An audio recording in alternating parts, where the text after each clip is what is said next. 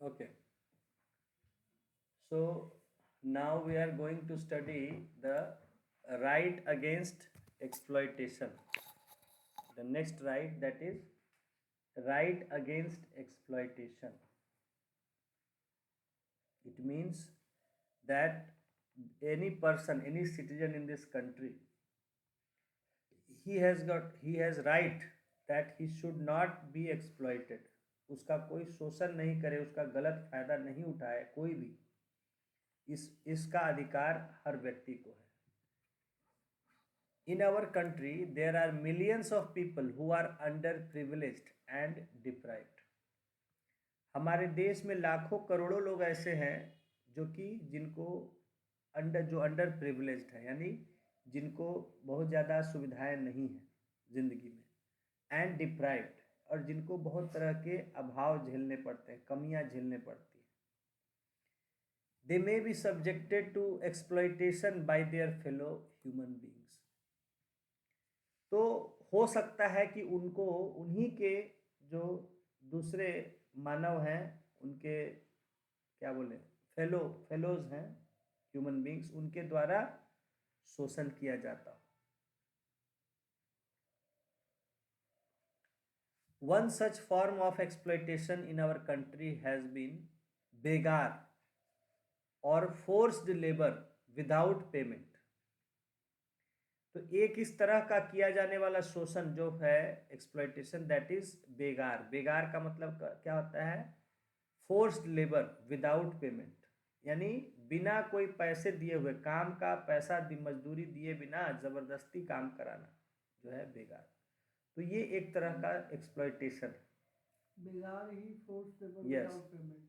तो लोग बेगार करवाते हैं, यानी कि they force someone to work without any payment of money. तो this is a form of exploitation which is very common. People are forced to work without payment of money. Another closely related form of exploitation is buying and selling of human beings and using them as slaves. उसी प्रकार दूसरी जो शोषण की जो एक प्रक्रिया है, प्रथा है, हमारे यहाँ बहुत कॉमन है, that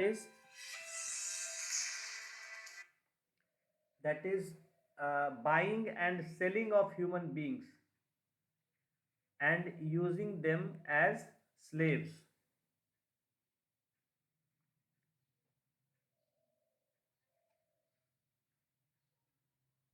हेलो, क्लास ले रहे हैं sir?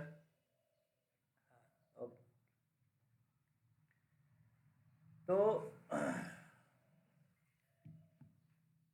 another closely related form of exploitation is buying and selling of human beings and using them as slaves. एक और जो दूसरी इस तरह की शोषण की प्रक्रिया है वो है मानवों की खरीद और बिक्री, और उनको गुलामों की तरह, दास की तरह इस्तेमाल करना। ठीक है, तो in many parts of the world human beings are bought and sold, and in India also, in the newspapers many times you might see such news that either children, that is minors, or majors, that is adults, are being sold for different purposes. So this is also a type of exploitation, buying and selling of human beings. So this is done for many purpose, बहुत कारणों से किया जाता है। कई बार बच्चे खरीदे बेचे जाते हैं, for those who do not have child, then for getting some illegal works done from children or immoral works done, or for getting them like कि जैसे भीख मंगवाना या काम करवाना होटल रेस्टोरेंट ये सब में। ठीक है, छोटे मोटे कई तरह के काम जो बच्चों से लिए जा सकते हैं वो सब करवाने के लिए। तो the children are being bought and sold, और उसमें कुछ इमोरल भी चीज़ें आती हैं, जैसे बच्चियों को जो है for their sexual trade, sexual works, तो उनके लिए भी खरीदा बेचा जाता है. तो there are some many immoral trafficking that is also going on. Besides that there is general like काम करवाना होता है, बच्चों का खरीदा बेचा जाता है कि भाई जाके काम करेंगे. और इलीगल वर्क्स में, हैजार्डस वर्क्स में, ठीक है, जो कुछ खतरनाक काम होते हैं या ऐसा काम होता है कि जिससे स्वास्थ्य को नुकसान पहुंचता है, ऐसे कामों में जो है इस्तेमाल किए जाते हैं. तो this is another form of exploitation. Both of these are prohibited under the constitution. ये दोनों तरह का जो एक्सप्लॉयटेशन है, फर्स्ट दैट इज बेगार and second that is trafficking, that is buying and selling of human beings. तो बेगार and trafficking both are prohibited in the constitution. Forced labor was imposed by landlords, money lenders and other wealthy persons in the past. तो अगर हम इतिहास में, अतीत में देखें, पास्ट में देखें, तो जो अमीर लोग होते थे, जमींदार होते थे या महाजन होते थे, जो पैसे वगैरह उधार देते थे, और दूसरे जो संपन्न लोग होते थे वो लोगों से बंधुआ मजदूरी करवाते थे, फोर्स्ड लेबर करवाते थे. That means they ask them to do work without paying money. Some form of bonded labour still continues in our country, specially in brick kiln work. आज भी किसी न किसी रूप में जो है ये बंधुआ मजदूरी देखी जाती है, खास करके ईंट के भट्ठों में. ब्रिक किल्न इज कॉल्ड, जिसको हम ईंट का भट्ठा कहते हैं, where bricks are prepared. मतलब भट्टी. Yes, kiln is the Hindi में इसको आप भट्ठा कहते हैं, जहाँ bricks are cooked. So in that work, even today, this forced labor is seen. People are asked to work in those brick kilns and they are not paid proper money, or even no money is paid, because they have taken some loan or something, so they are forced to work. और जो chimney होता है वो chimney ही कहते हैं. Chimney जो होता है उसको चिमनी ही कहते हैं. चिमनी कहते हैं, that is wrong term. That is actually kiln कहते हैं, दैट इज ब्रिक किल्न. ठीक है, ईंट का जो भट्टा है उसको चिमनी बहुत लोग बोल देते हैं. तो वो चिमनी, हाँ, द पूरा सेटअप जो होता है ईंट के भट्टे का, उसको किल्न कहते हैं. हाँ.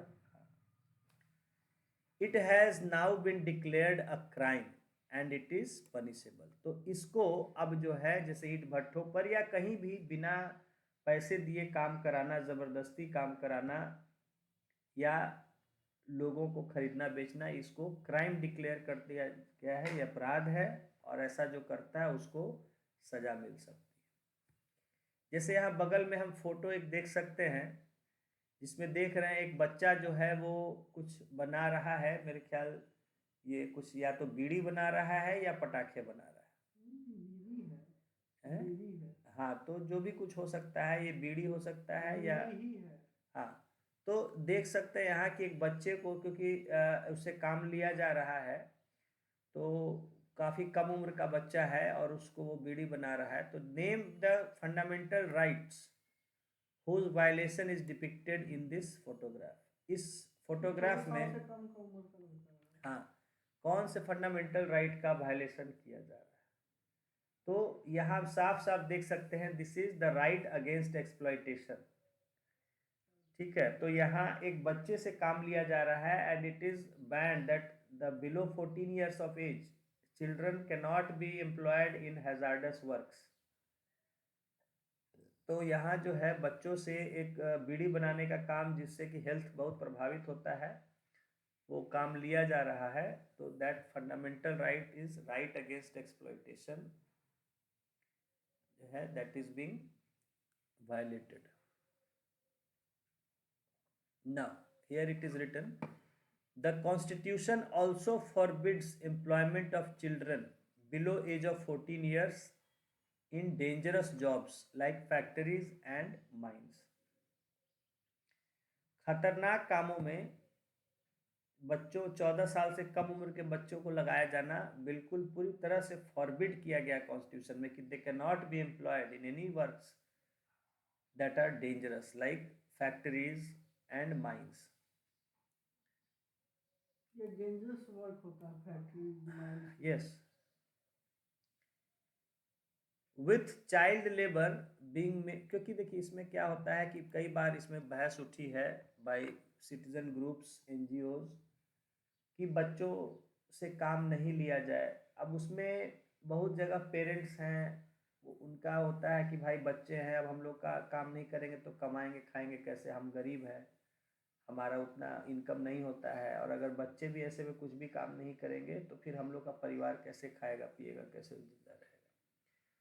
तो वहाँ ये आर्ग्यूमेंट अक्सर आता है. तो इसीलिए कुछ कामों में एक अलाउ एक तरह से कर दिया गया कि चलिए जैसे बहुत जगह दुकानों पर बर्तन वर्तन धोना है, चाय वाय पिलाना है, करना है, इस तरह का काम जो है, खाना वाना सर्व करना है, इस तरह के काम में एक अनदेखी कर दिया जाता है कि चलिए ठीक है कर रहे हैं तो मजबूरी है तो क्या कर सकते हैं. हालांकि भेजना नहीं चाहिए, कहा गया इसलिए कि 6 to 14 ईयर्स ऑफ एज के जो बच्चे हैं उनको एजुकेशन देना वो जिम्मेदारी है, और सरकार की तरफ से वो कंपलसरी और फ्री एजुकेशन है up to 14 years of as.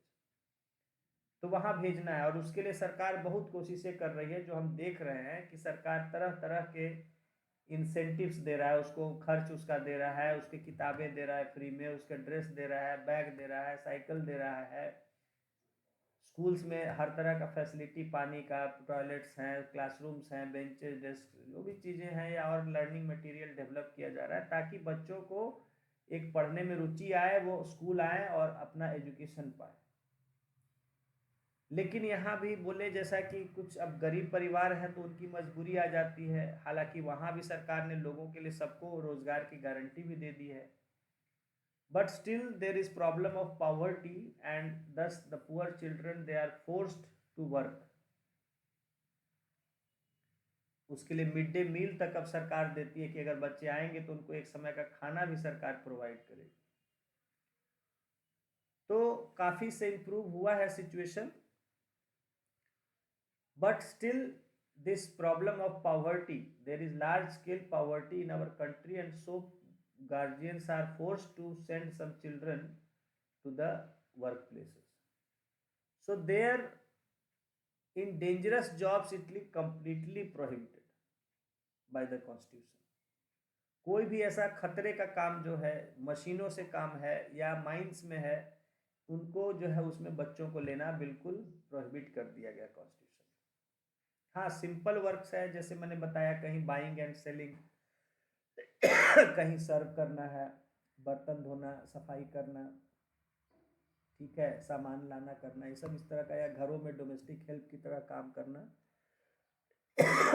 वहाँ जो है, हालांकि वहाँ भी उसको एजुकेशन के लिए भेजना जरूरी है, बाद में आप उससे काम ले सकते हैं, वो कर सकता है, लेकिन जब पढ़ने का समय है, स्कूल जाना है, तो उसको स्कूल जाना जरूरी है. ठीक है. तो लेकिन उसमें चल जाता है कि चलिए अब क्या कर सकते हैं वाली बात है. But in the dangerous jobs it is totally prohibited. लिखा भी आगे, with child labour being made illegal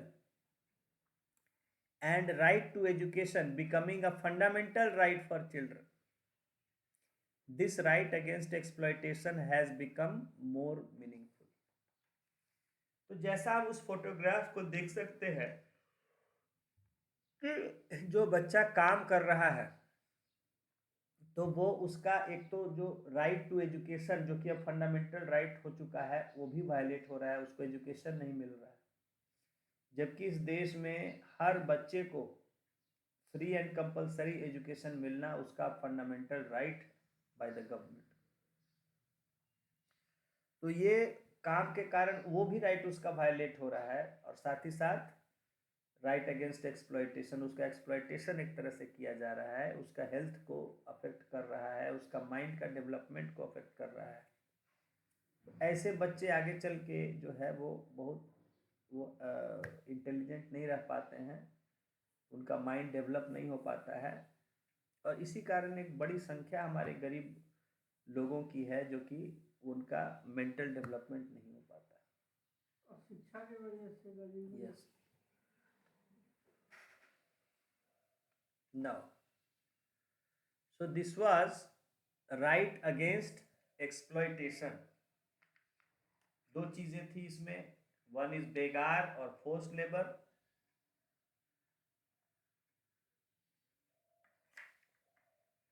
जिसमें कि ये भी बात आती है कि प्रॉपर वेजेस, बिना पैसे काम करना अलग बात है, कम पैसे पर काम करना वो भी एक्सप्लॉयटेशन है। आप किसी से काम ले रहे हैं तो आपको उसका प्रॉपर वेजेस देना पड़ेगा जो उसका बनता है। अगर आप उससे कम वेजेस पर काम करवा रहे हैं तो that is also an exploitation. या आप कहीं आदमी औरत में फर्क कर रहे हैं कि आदमी को ज्यादा पैसे दे रहे हैं, औरत को कम पैसे दे रहे हैं, तो वो भी एक एक्सप्लॉयटेशन। या आप सभी को कम दे रहे हैं, या आदमी औरत में फर्क कर रहे हैं। कई बार बच्चों को कम पैसा पर लगाया जाता है, भाई बच्चे भी वही काम कर रहे हैं तो उसको क्यों कम पैसा दिया जाए।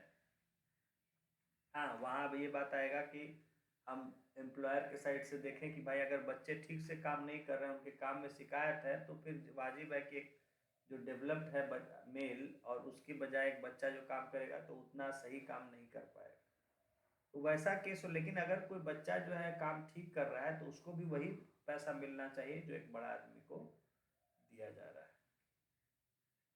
तो this is also a form of exploitation which are prohibited in constitution. Now,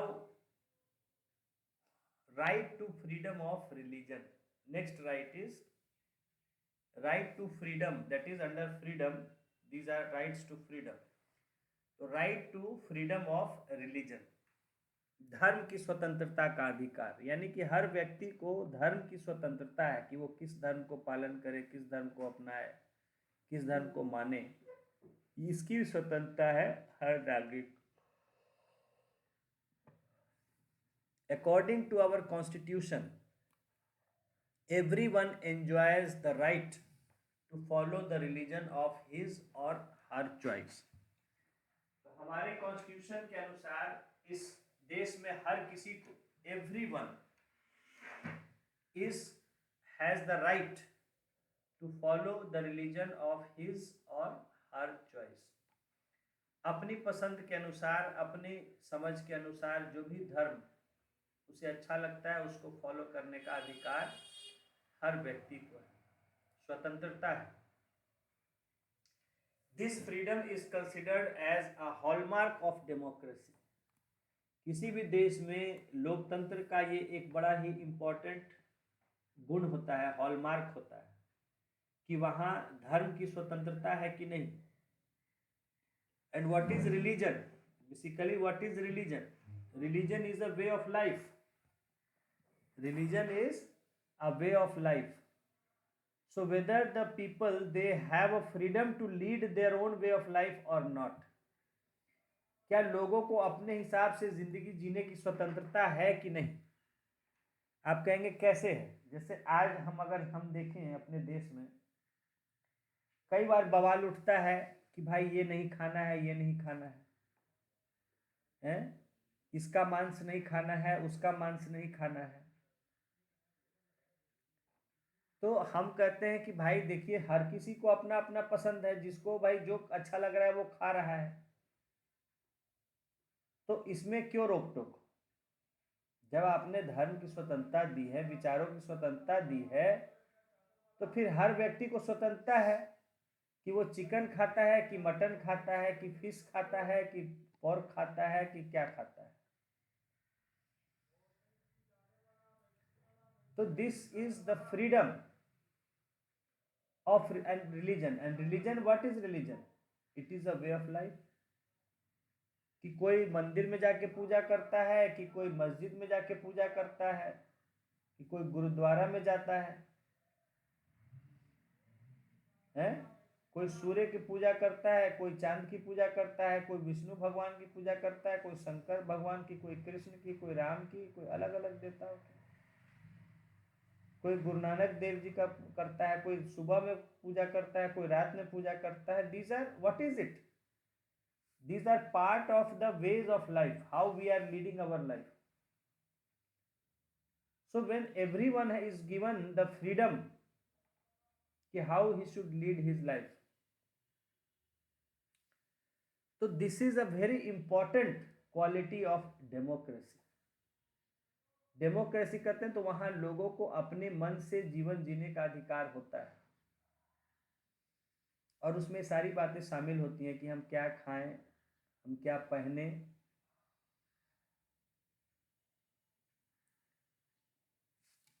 Historically, there were rulers and emperors in different parts of the world who did not allow residents of their countries to enjoy the right to freedom of religion. अगर हम past में देखें, इतिहास में देखें, तो बहुत सारे देशों में ऐसे जो है रूलर्स थे जो कि लोगों को, वहाँ के निवासियों को अपने मनपसंद का धर्म चुनने की आज़ादी नहीं थी। Persons following a religion different from that of the ruler were either persecuted or forced to convert to the official religion of the rulers.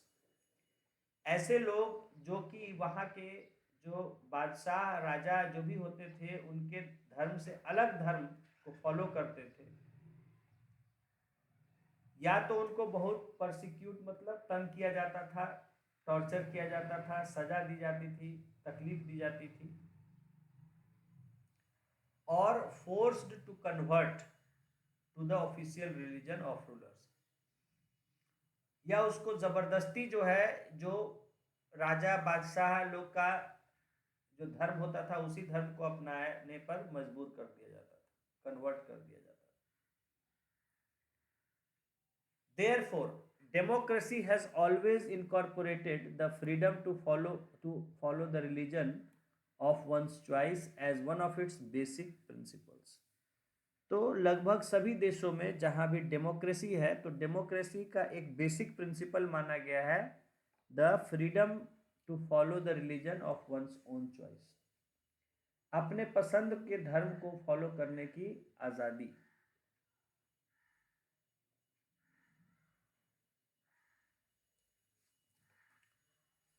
Now, under this freedom of religion comes several rights. इसमें first है freedom of faith and worship. ये freedom of religion में ही आता है, freedom of faith and worship.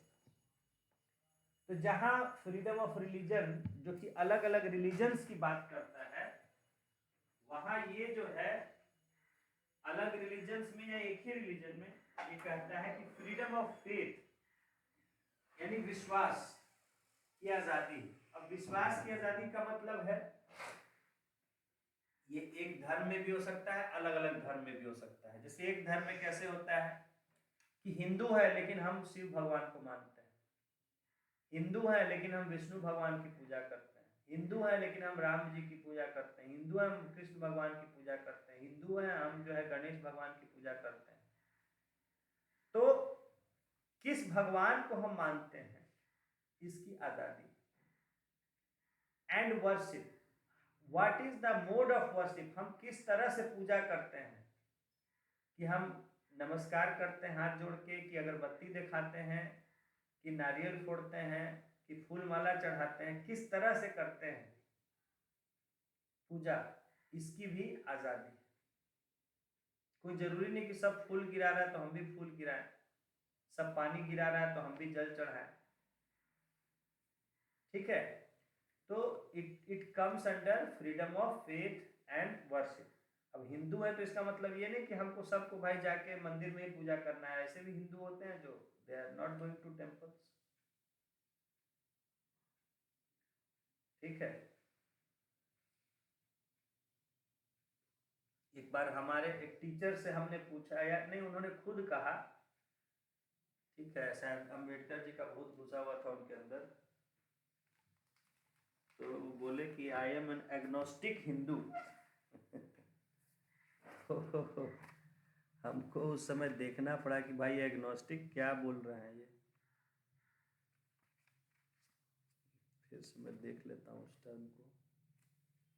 अज्ञानी नहीं, अज्ञानी नहीं होता,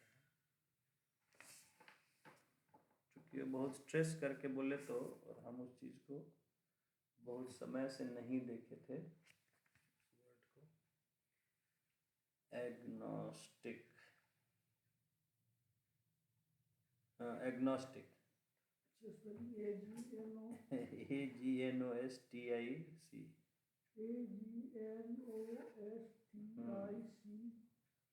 बस सी। ये उन्होंने बोला कि I am an agnostic Hindu. इसमें लिखा है person who is not sure whether or not God exists. ठीक है,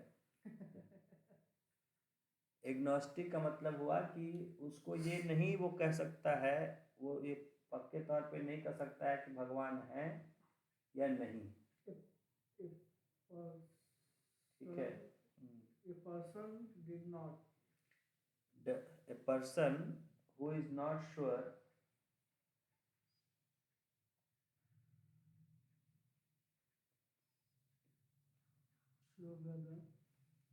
whether God exists or not।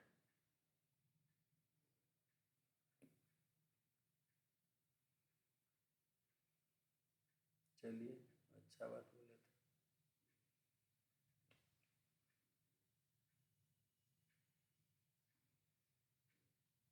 exist is last में होगा। ठीक है, चलिए आज हमने फिर से उसको रिवाइज कर लिया। तो agnostic means a person who has such a frame of mind. नहीं, नॉट नास्तिक, नास्तिक इज एथीस्ट, वो अलग।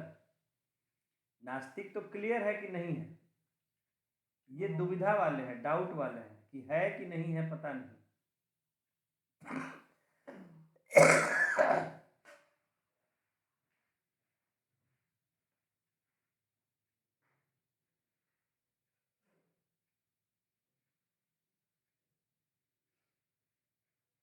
ठीक है, तो जो है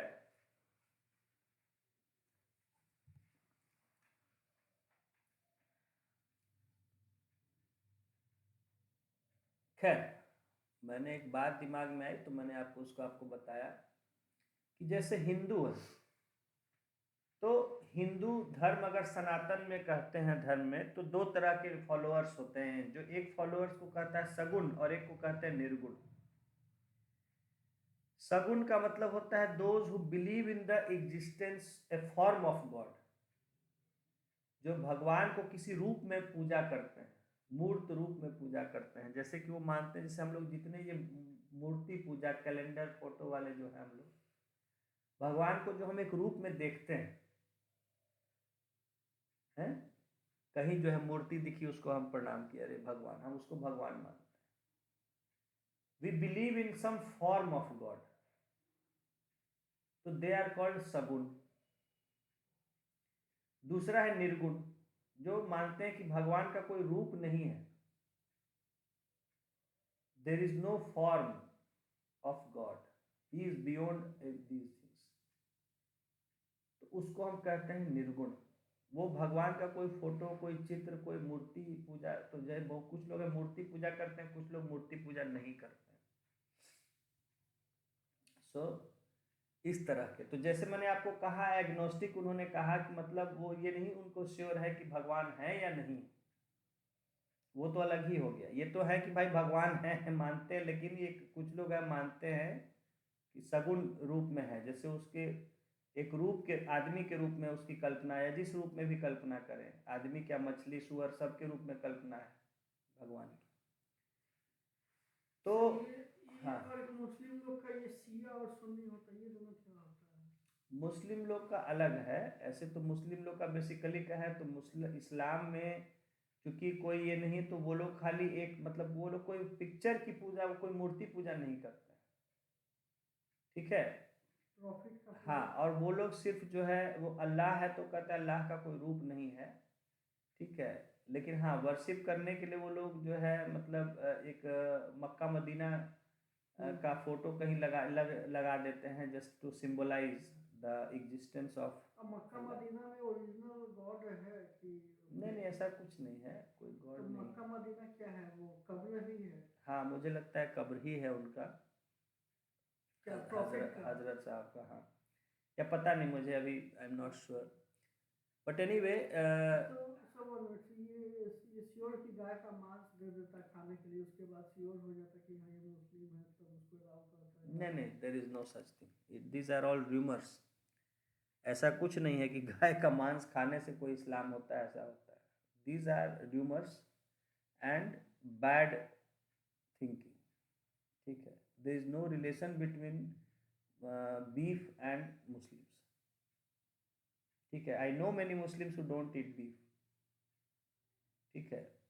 तो ऐसा कुछ नहीं है, ठीक है। बट यहाँ इस तरह का प्रोपेगेंडा किया जाता है, ये सब पॉलिटिकल ये है, ठीक है, just to create hatred among people. मैंने बताया कि जहां जो खाने को मिला लोगों ने खाया, जहां जो चीज मिली, भाई आपके यहाँ अनाज हो रहा है तो आप अनाज खा रहे हैं, कहीं जो है नहीं होता था तो वो जानवर खाली होते, जानवर को खाते, भाई कौन जानवर नहीं खाता था। मैं तो इस बात पर भी कई बार उठता हूँ, लेकिन फिर छोड़ देता हूँ कि अननेसेसरी कंट्रोवर्सी होगा। ये कौन जानवर का जीसस मांस नहीं खाता जीसस था? खाते थे, जीसस क्राइस्ट। क्या नहीं खाते थे? राम तो जी। क्रिश्चियन में थोड़े खाने से मना है। राम जी। राम जी, फिर मैंने बोला कि क्यों नहीं खाएंगे, हम ये कह रहे हैं क्यों नहीं खाएंगे। दशरथ शिकार किस लिए करते थे?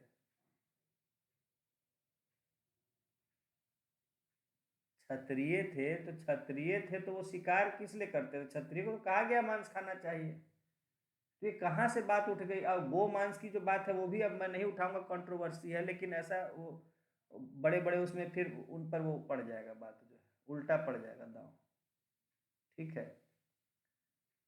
तो मैं उस चीज़ को नहीं छेड़ता हूँ, ठीक है। तो इसका ये मतलब ये शिया और सुन्नी में क्या डिफरेंस है, हल्का सा? शिया सुन्नी में डिफरेंस कुछ नहीं है। वो मौलाना ये हजरत साहब के बाद जब हुआ कि हजरत साहब गुजर रहे थे तो उसके बाद कौन संभालेगा, तो उनके एक तरफ जो है शायद दो रिलेशंस में थे, एक दामाद था एक और कोई था, तो दोनों में उनका लीडरशिप को लेके हो गया कि अगला उत्तराधिकारी कौन बनेगा। तो वही जो है दो में बट गए, वो दोनों के विचार अलग थे। तो वही एक के जो फॉलोअर्स हैं वो शिया कहे जाने लगे, एक के जो है फॉलोअर्स वो सुन्नी कहे जाने लगे। हजरत के कौन थे, वो तो बेटा थे? हाँ, नहीं बेटा नहीं थे, बेटा तो उनको कोई था ही नहीं, ठीक है, बेटी थी। अच्छा। तो दामाद जो हुआ, एक दामाद और एक उनका कोई भतीजा या कोई था, तो मतलब दो उनके इस तरह से इस्लाम बट गया दो।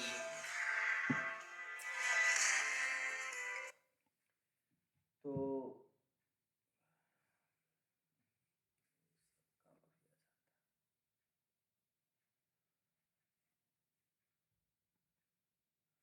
ठीक है, तो उसके कारण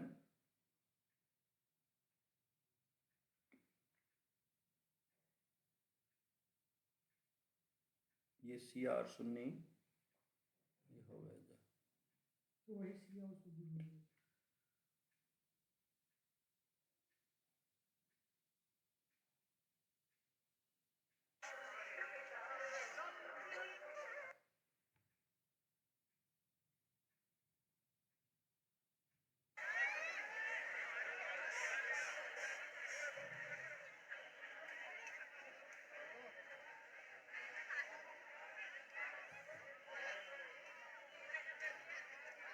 चलिए, कल भी लोग गए थे कुंभ, वो लोग पहुँच गए, वही वीडियो में डाले हुए।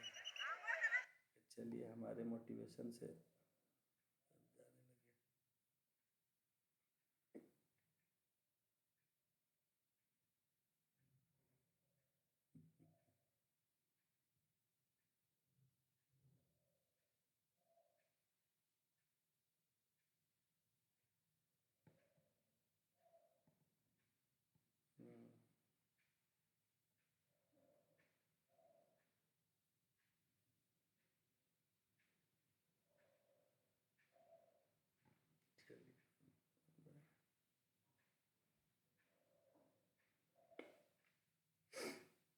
तो ये हजरत साहब कब का है, कौन से ईस्वी के हैं?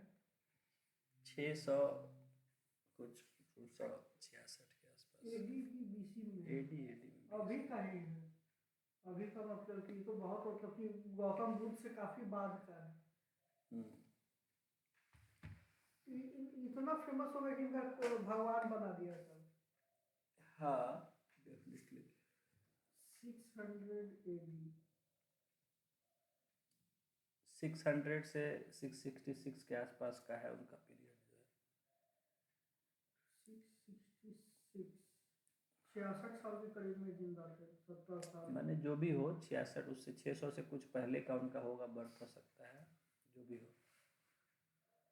सो खैर, जो मैं कह रहा था कि religion means way of life, and in the constitution we have guaranteed a freedom of one's own way of life to everyone. और आज उसी पर सवाल उठ रहा है।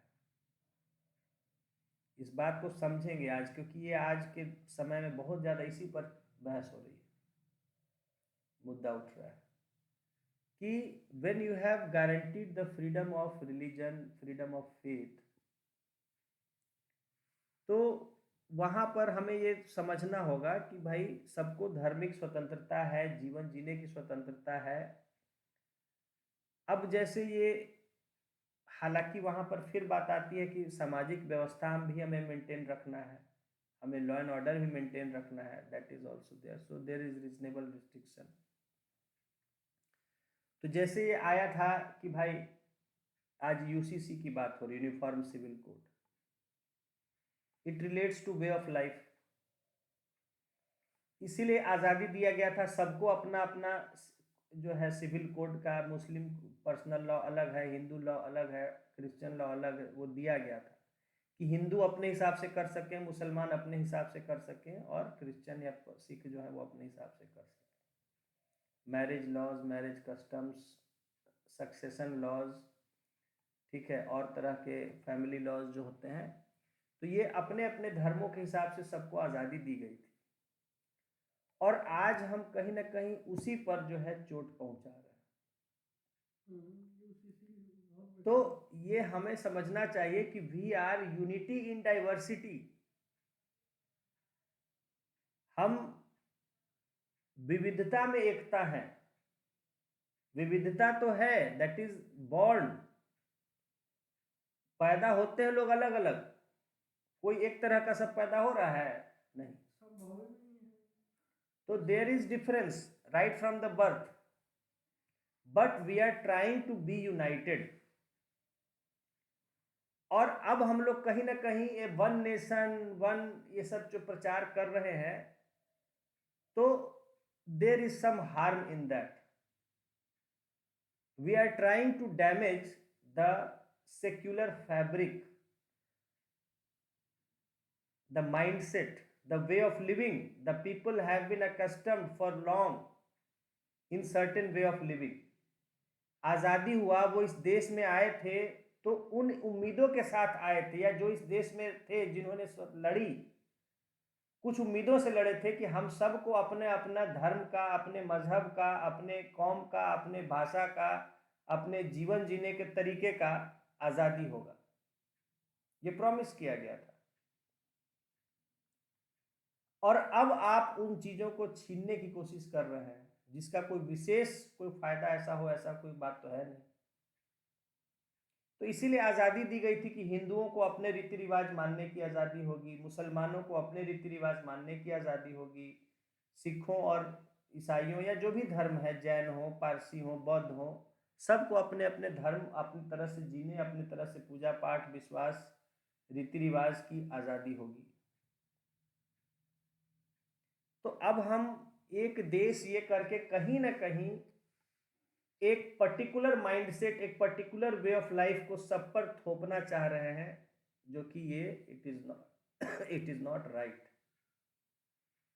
और यहाँ जो है, जो विपक्ष है वो हमारा देश का कमजोर पड़ गया है, वो अपनी बात को, क्योंकि इफेक्टिव लीडरशिप नहीं है, तो वहाँ मैं ज़रूर कहूँगा कि it is not fully correct. अब एक पार्टी है जो अपना मेजॉरिटी अपना बहुत ज़्यादा स्ट्रांग करने के लिए इस तरह के विचारों को बढ़ावा दे रही है, which is dangerous, which is dangerous and which is similar to what Hitler did at one time. ठीक है, तो उसको बढ़ावा दिया जा रहा है और उसको जो है कहीं ना कहीं अपने पॉलिटिकल बेनिफिट्स के लिए फिर जो है, तो वही है बोले कि हर चीज में तो पॉलिटिक्स है। ठीक है, तो पॉलिटिकल का कभी कोई वोट बैंक के लिए करता है, कभी कोई अपना पॉलिटिकल इसके लिए करता है। तो लेकिन ठीक है, चलिए क्या कहें,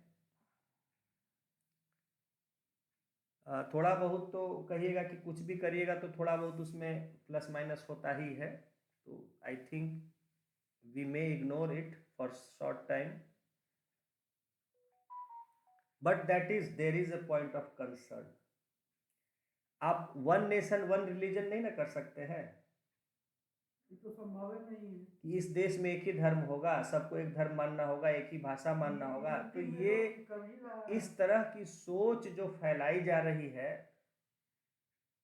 कि कहा गया है कि ये ऐसा चमन है, ऐसा एक बागीचा है जिसमें तरह तरह के फूल खिलते हैं और सबसे इसकी सुंदरता है। एक ही रंग के फूल हो जाएंगे तो वो देखने में बदनाम, वो अजीब लगने लगता है, सब एक ही तरह के फूल। उसी तरह तरह तरह की भाषाएं हैं, तरह तरह के धर्म हैं, और सबके संयोग, सबके जो है कॉम्बिनेशन से मिल के बना ये देश, ये संस्कृति हमारी, उसको हमें भूलना नहीं चाहिए समय के झोंके के खाली बहाव में आके कि अभी हमारा समय चल रहा है तो हम जो मन सो करवा लें।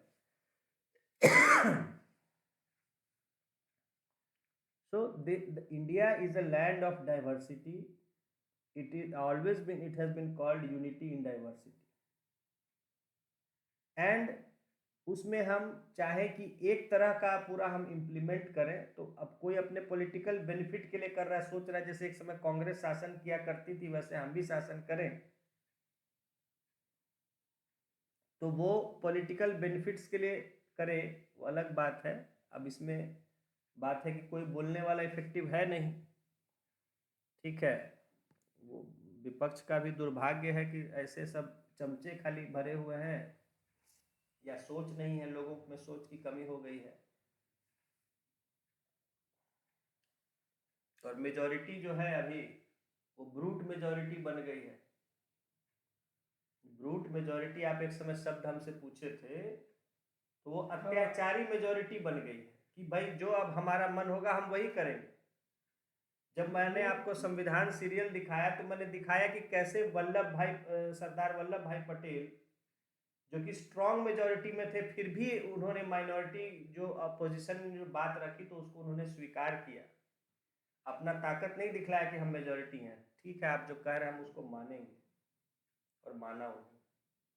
और आज क्या चल रहा है कि मेजॉरिटी अपना हर जगह जो है मेजॉरिटी अपनी ताकत दिखा के अपनी संख्या के दम पर चीजों को अपने हिसाब से करवाने में लगी हुई है, which is not healthy for a society.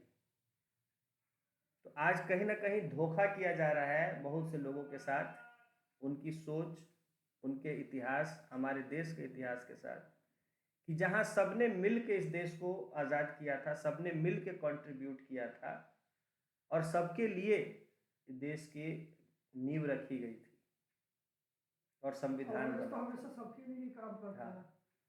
तो अपने कांग्रेस में भी दिक्कत यह है कि कांग्रेस ही सबसे बर्बाद हो गई उस समय का हम बात करें। हाँ, आज के समय दुर्भाग्य यही है कि कांग्रेस ही ऐसी बर्बाद हो गई जो है, और चमचागिरी चलने लगी है। आज क्या डूब गई, अब तो उसके कारण डूब गई। ये ब्रूट मेजॉरिटी बोले, ब्रूट मेजॉरिटी का एक्यूरेट वर्ड क्या है? मेजॉरिटी यहाँ पे क्या होगा?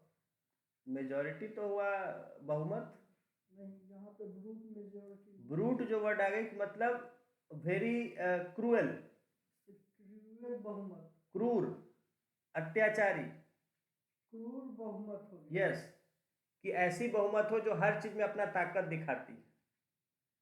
ठीक है, गांधी ने क्या कहा कि हुकूमत वो अच्छी है जो सबसे कम हुक्म चलाए। अब ये नहीं कि आपको ऑफिसर बन गए हैं तो सब जगह डंडा घुमाते फिर रहे, सब जगह बिना मतलब डंडा से पीटते चल रहे हैं, ठीक है ना। तो ठीक है, हुकूमत है, आपके पास पावर है, but you should use it to the minimum, then you will be considered best. और जहां डंडा चलाना शुरू किया तो लोग कहेंगे कैसा दुष्ट है, कैसा अत्याचारी है। तो उसी तरह अगर बहुमत अपना शक्ति हमेशा दिखाने लगेगा तो कहा जाए कि ये सब जो है अत्याचारी है। You will lose the sympathy of the minority, the opposition, and that is what is going on. तो आप कहिएगा कि वन नेशन वन लैंग्वेज, इसका क्या मतलब है भाई? यहाँ तो देश में बहुत सारे लैंग्वेज हैं। कहता कि हिंदू राष्ट्र बनाना है, हिंदू राष्ट्र। वही मैं चीजें कह रहा हूँ कि कहीं ना कहीं इसको जो है करने की कोशिश किया जाए। हाँ, I am very much in favour of the cultural nationalism. हमारा कल्चर को रिवाइव किया जा रहा है, बहुत सी जो हमारे कल्चरल लिंक्स थे, बट कल्चर जो पास्ट में हुआ वो हर चीज बहुत अच्छी ही नहीं होती है। पास्ट में भी बहुत सारी गलत चीजें हुई और गलत चीजों को बदलना जरूरी है, सुधारना जरूरी है। गलत चीजों को खाली कि जो भी पास्ट था सब बहुत अच्छा था, ऐसा नहीं। बहुत लोग कहते हैं पहले बहुत अच्छा था, तो पहले बहुत खराब भी था, अच्छा था तो खराब भी था। आज बहुत कुछ बुरा है तो बहुत कुछ अच्छा भी है पहले से। ओके, तो this is a very important topic for us to understand today, and definitely questions will be asked from this. Freedom of faith and worship.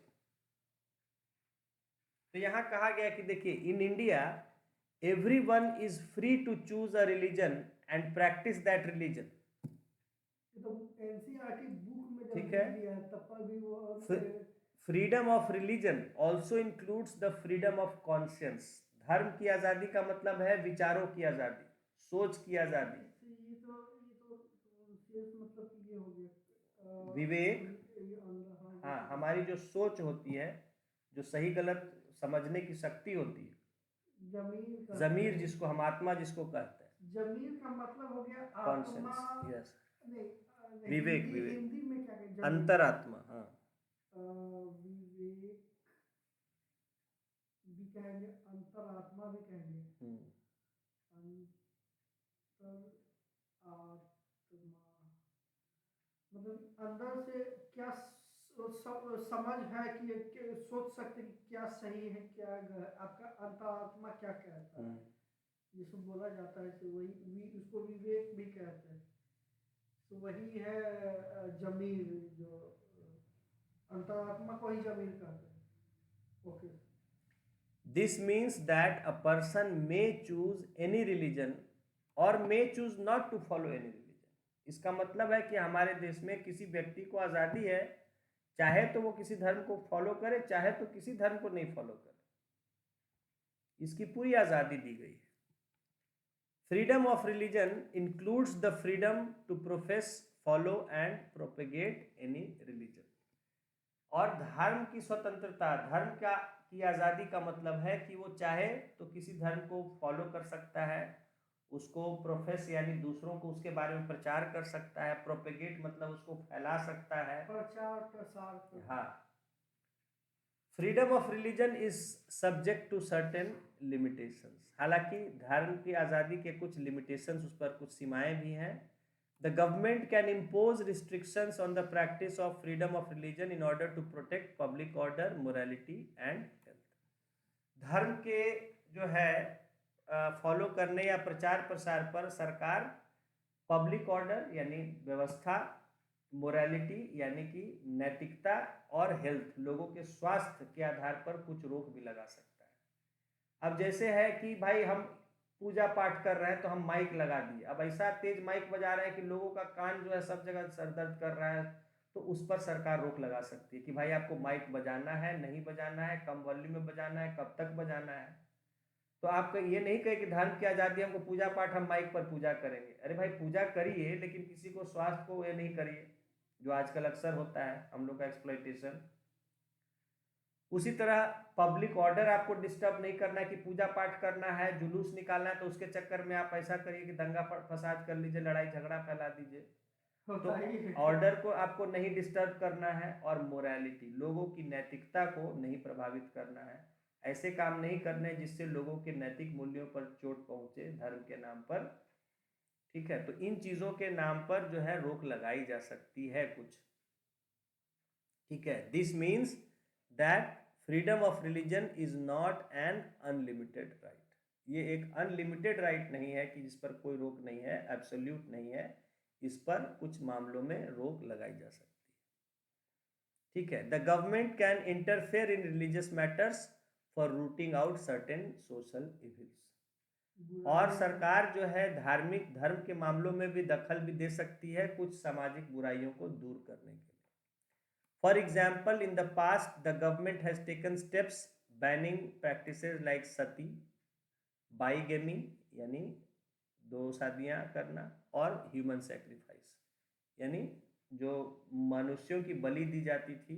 पहले कब दी जाती हाँ, थी? अभी भी दिया जाता है कहीं छुपे तौर पर, अक्सर न्यूज आता है, लाश वाश मिलती है, बच्चे गायब हो वो जाते जो हैं, थी तांत्रिक हाँ वगैरह जो हाँ होते हाँ, हैं। हाँ, वो तो बलि ये सब चढ़ा जो है, इन सब पर ये रोक अच्छा, लगाया वो गया है। बलि को क्या कहेंगे? उस बलि को भी सेक्रीफाइस हाँ है, हाँ कोई वर्ड अलग वर्ड हाँ, नहीं इंग्लिश नहीं, में? अलग वर्ड नहीं। तो सती हो या एक से ज्यादा शादी की बात हो, नर बलि वगैरह की बात हो, इन सब के लिए सरकार ने समय समय पर रोक लगाया है, दखल दिया है। तांत्रिक वाला नरमुंड का हाँ। माला जो पहनता है। Such restrictions cannot be opposed in the name of interference in right to freedom of religion। तो ऐसी जो रोक टोक सरकार करती है, दखल देती है, उसको धर्म की आज़ादी के आधार पर उसको रोका नहीं जा सकता है। ठीक है, आज इतना ही रखते हैं। ठीक है।